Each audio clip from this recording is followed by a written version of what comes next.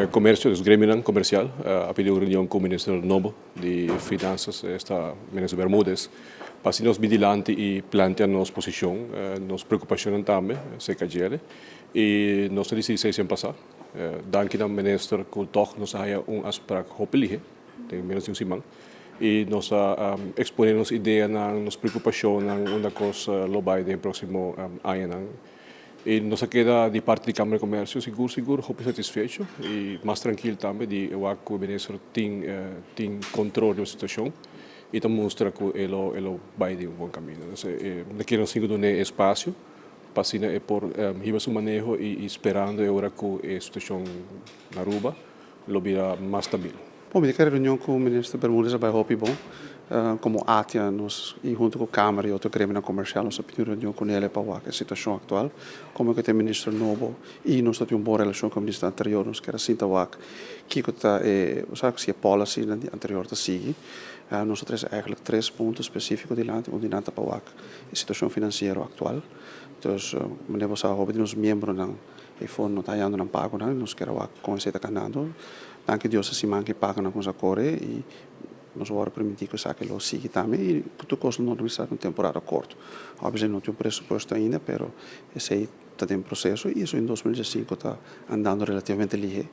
E o ministro espera que em lunes de setembro saque também lo porque era claro e nós podemos seguir adiante.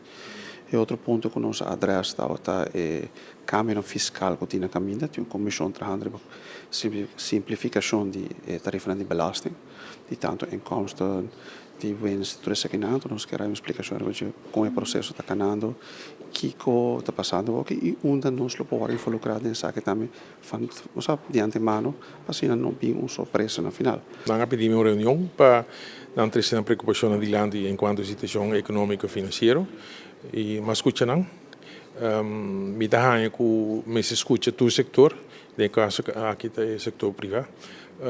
Para motivo que como ministro de Finanças me também depende da economia e me também que sabe que é problemática não que está viva que é preocupação que vive dentro do setor e para assim nós vamos conjuntamente nós vamos solucionar para assim a economia possível crescer e assim ajuda também melhorar a situação que nós temos.